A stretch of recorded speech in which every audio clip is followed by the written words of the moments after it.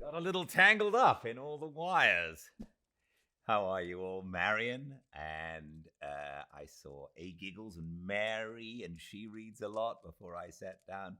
Welcome, welcome all. I'm Gildart Jackson. This is Fireside Reading, where every day I sit in front of the fire in my wife and my living room, and I read a chapter or two or part of a chapter of a lovely old book to those who might like to join me. We've been doing this for a while. I love doing it. I'm so glad that so many of you enjoy it too. It's a real treat to read out loud and to be read to out loud.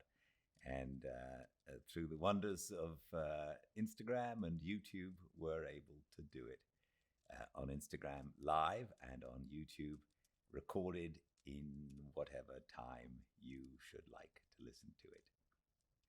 Two, at the moment we are reading Wilkie Collins's The Woman in White, which is really a good book, and I am thoroughly enjoying it. I hope you are too. It's quite long, so we have a nice amount to go through, and each chapter is very exciting, I think. And we have another exciting one coming up. I do wonder what's going to happen. We shall find out. Welcome to a fireside reading of The Woman in White by Wilkie Collins. Chapter 11. Not a word more was said on either side as we walked back to the house. Miss Holcomb hastened immediately to her sister's room, and I withdrew to my studio to set in order all of Mr. Fairley's drawings that I had not yet mounted and restored, before I resigned them to the care of other hands. Thoughts that I had hitherto restrained, thoughts that made my position harder than ever to endure, crowded on me now that I was alone. She was engaged to be married, and her future husband was Sir Percival Glyde, a man of the rank of baronet and the owner of property in Hampshire. There were hundreds of baronets in England and dozens of landowners in Hampshire. Judging by the ordinary rules of evidence, I had not the shadow of a reason thus far for connecting Sir Percival Glyde with the suspicious words of inquiry that had been spoken to me by the woman in white. And yet I did connect him with them.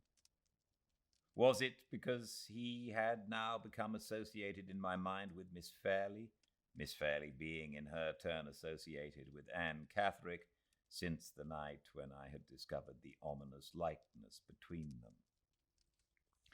Had the events of the morning so unnerved me already that I was at the mercy of any delusion which common chances and common coincidences might suggest to my imagination?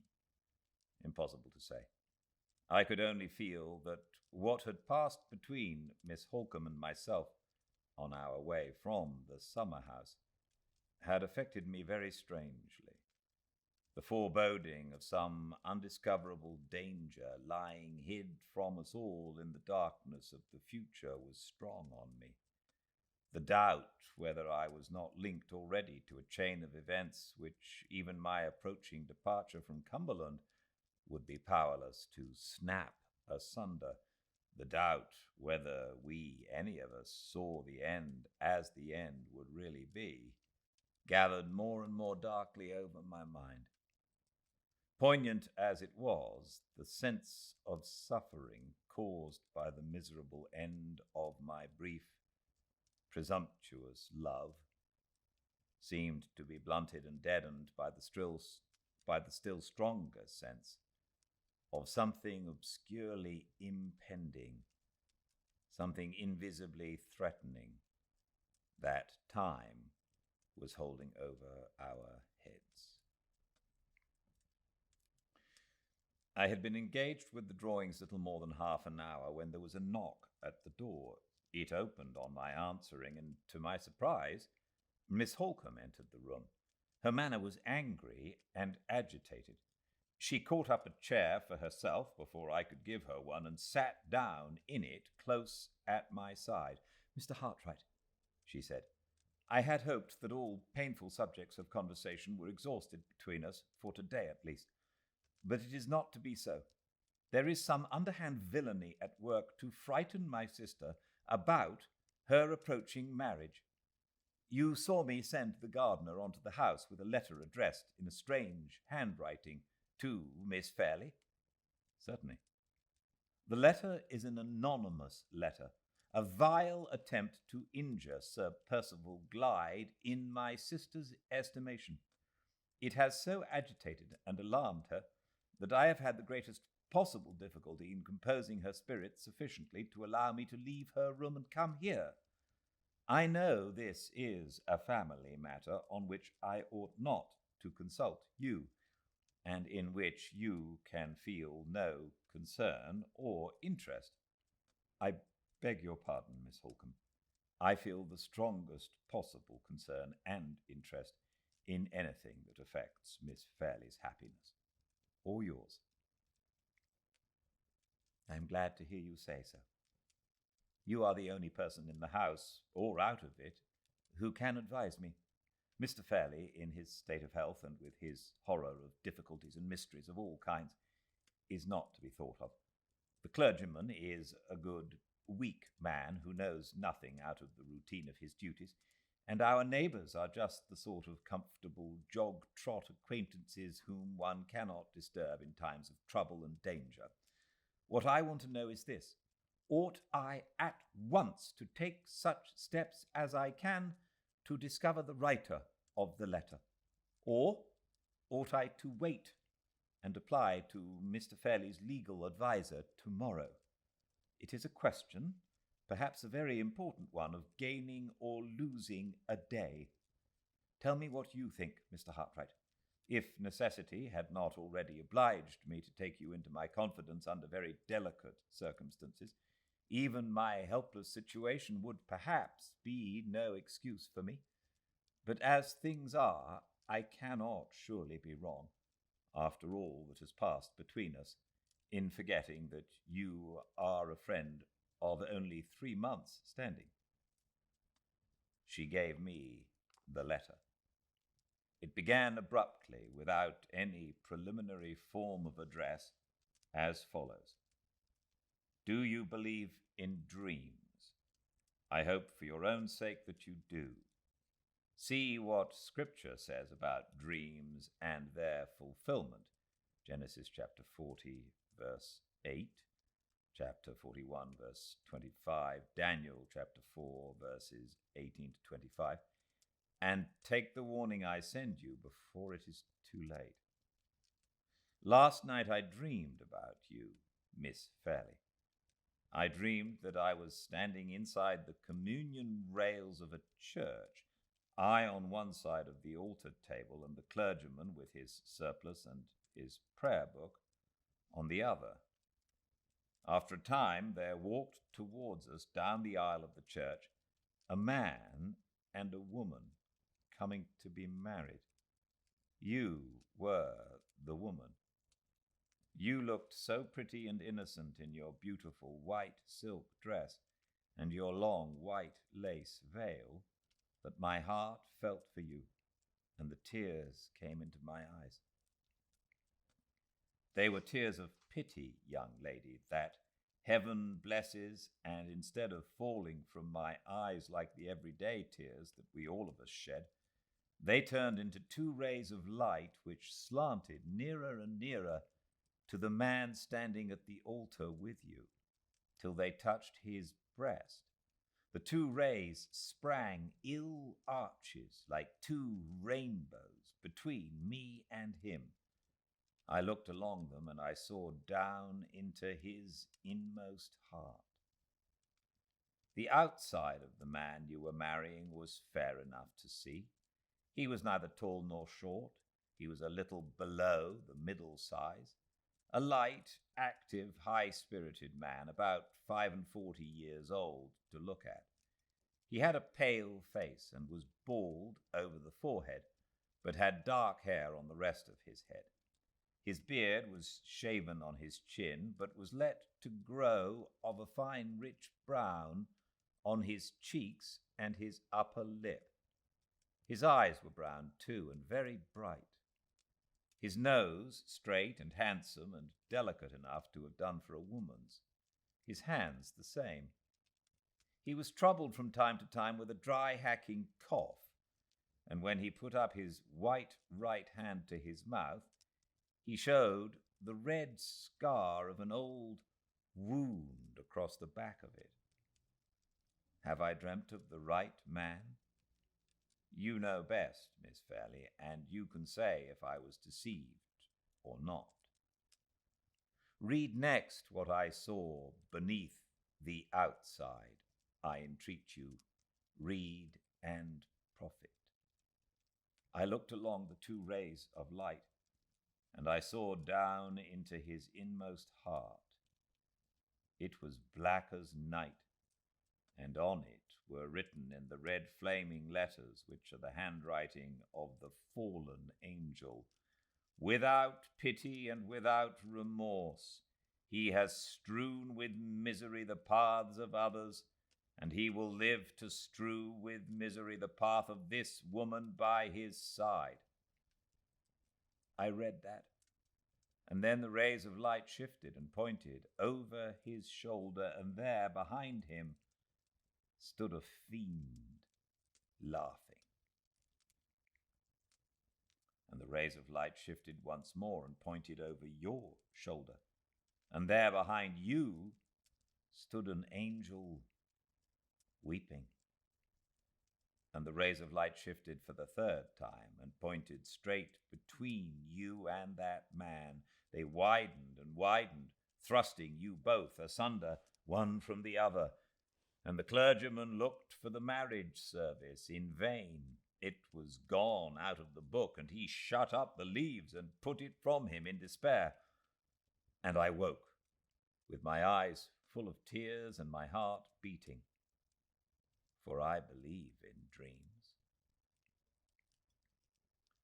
Believe too, Miss Fairley, I beg of you. For your own sake, believe as I do.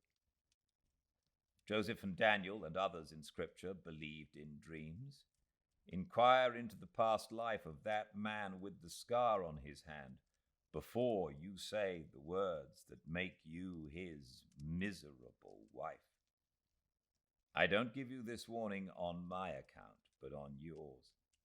I have an interest in your well-being that will live as long as I draw breath. Your mother's daughter has a tender place in my heart, for your mother was my first, my best, my only friend. There the extraordinary letter ended, without any signature of any sort. The handwriting afforded no prospect of a clue. It was traced on ruled lines in the cramped conventional copybook character technically termed small hand. It was feeble and faint and defaced by blots, but had otherwise nothing to distinguish it. "That is not an illiterate letter," said Miss Holcombe, "and at the same time it is surely too incoherent to be the letter of an educated person in the higher ranks of life. The reference to the bridal dress and veil and other little expressions seem to point to it as the production of some woman. What do you think, Mr. Hartwright?" "I think so too. It seems to me to be not only the letter of a woman, but of a woman whose mind must be—" "Deranged?" suggested Miss Holcombe. "It struck me in that light too." I did not answer. While I was speaking, my eyes rested on the last sentence of the letter. "Your mother's daughter has a tender place in my heart, for your mother was my first, my best, my only friend. Those words and the doubt which had just escaped me as to the sanity of the writer of the letter acting together on my mind suggested an idea which I was literally afraid to express openly, or even to encourage secretly. I began to doubt whether my own faculties were not in danger of losing their balance. It seemed almost like a monomania to be tracing back everything strange that happened, everything unexpected that was said, always to the same hidden source and the same sinister influence. I resolved this time, in defense of my own courage and my own sense, to come to no decision that plain fact did not warrant, and to turn my back resolutely on everything that tempted me in the shape of surmise. If we have any chance of tracing the person who has written this, I said, returning the letter to Miss Holcomb, there can be no harm in seizing our opportunity the moment it offers. I think we ought to speak to the gardener again about the elderly woman who gave him the letter, and then to continue our inquiries in the village. But first, let me ask a question. You mentioned just now the alternative of consulting Mr. Fairley's legal advisor tomorrow. Is there no possibility of communicating with him earlier? Why not today? I can only explain, replied Miss Holcomb, by entering into certain particulars connected with my sister's marriage engagement, which I did not think it necessary or desirable to mention to you this morning. One of Sir Percival Glyde's objects in coming here on Monday is to fix the period of his marriage, which has hitherto been left quite unsettled. He is anxious that the event should take place before the end of the year. Does Miss Fairley know of that wish? I asked eagerly.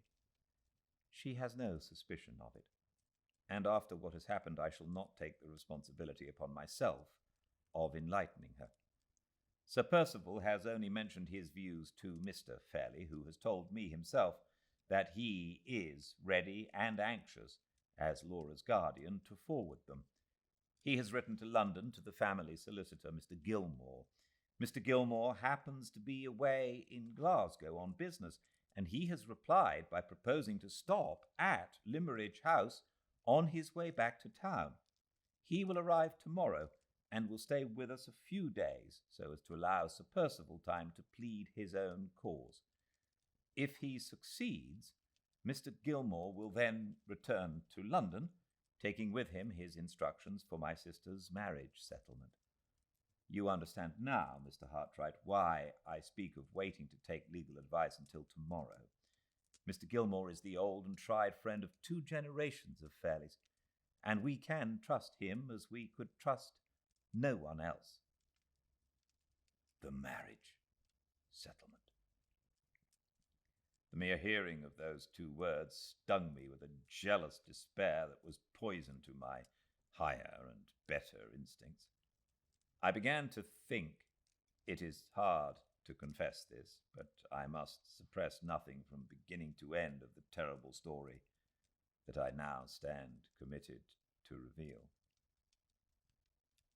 I began to think with a hateful eagerness of hope, of the vague charges against Sir Percival Glyde which the anonymous letter contained.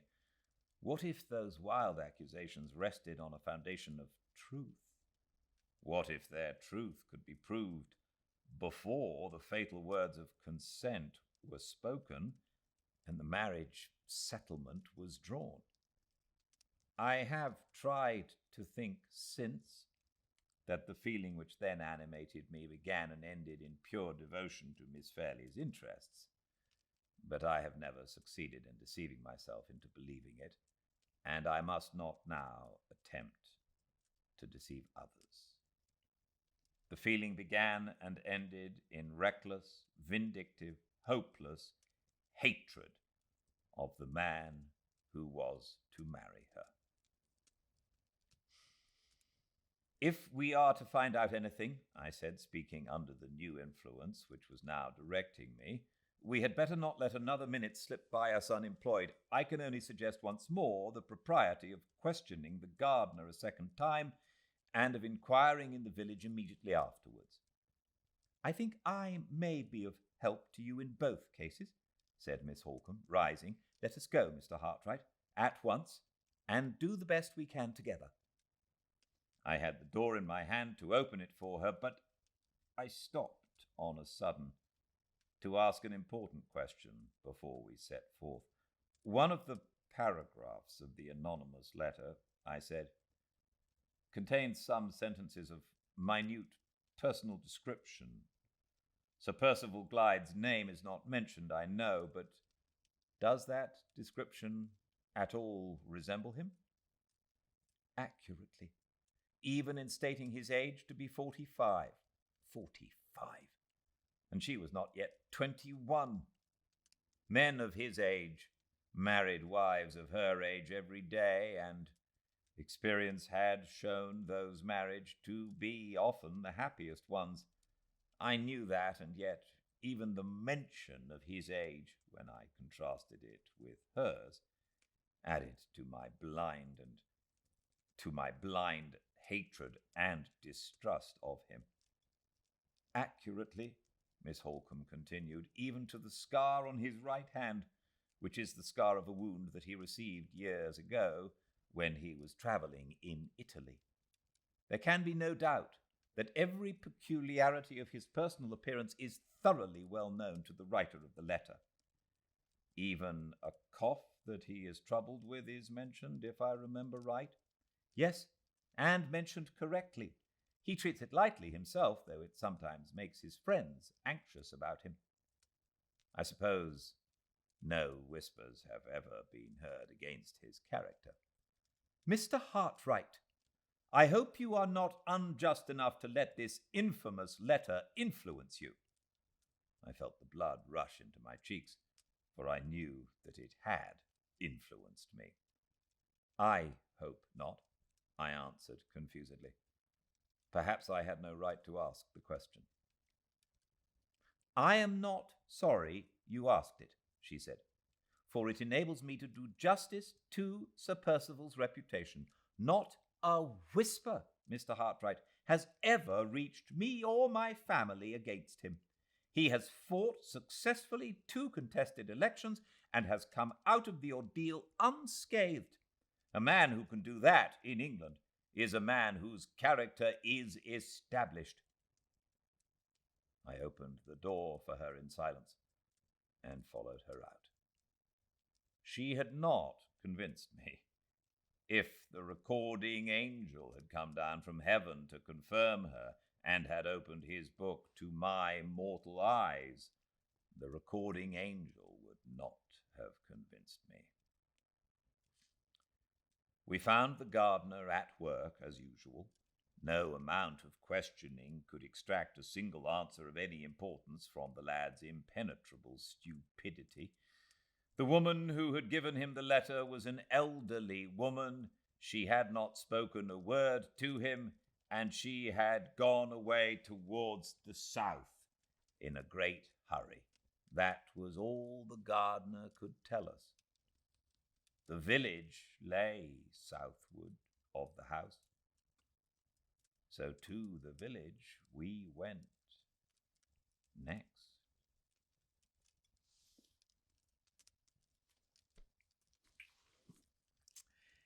Thank you all so much for joining me. I'm thoroughly enjoying this book. I hope you are too. Until we see you all again, which will be tomorrow at the same time and place, 5 Pacific at Fireside Reading on Instagram, live from the living room, I hope you all stay very, very well. Good night.